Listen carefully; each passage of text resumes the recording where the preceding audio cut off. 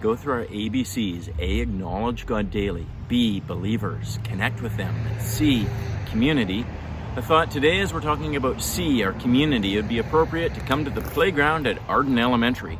Didn't venture too far away from the office this morning, but what a great place and so many wonderful relationships we've developed over the years here. I've been reading through the book of Ezekiel lately, and I've made it to chapter 3, and it's all about a watchman. It's wartime.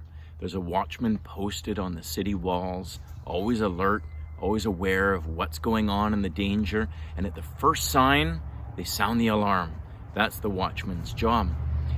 Ezekiel's the watchman for Israel. Well, in a figurative sense, because when God speaks, Ezekiel sounds the warning and lets people know.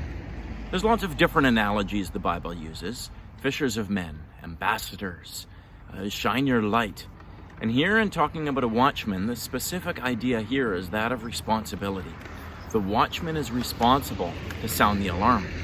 And whether the people listen to him or not, he needs to sound the alarm, to blow the trumpet and let people know what's happening. This has been a wake-up call for me as I've been reading through this, reminding me of my responsibility to share the good news of Jesus with those around me.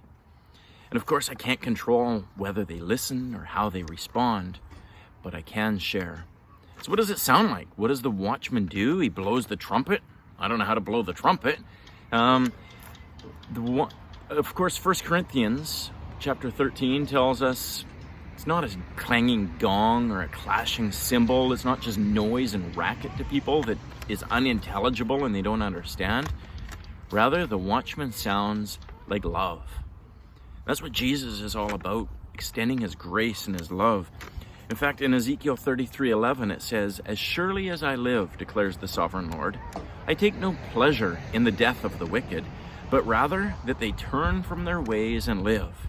Turn from your evil ways. Why will you die, people of Israel? God's heart is for salvation, that people turn and they live, and we've been given this wonderful message. So as we walk alongside people, journey with them through life, listening to them, sharing with them, often we underestimate the power of good questions, of listening to people and allowing them to share where they're at. And then as we step out in boldness and we share our testimony and how Jesus is working within us, because we're connecting with them on a very human level. So do you have a trumpet? You're standing on the wall? You know the good news of Jesus? Be involved in the community around you, serving them, loving them, praying for them, and looking for opportunities to listen and to share the good news of Jesus.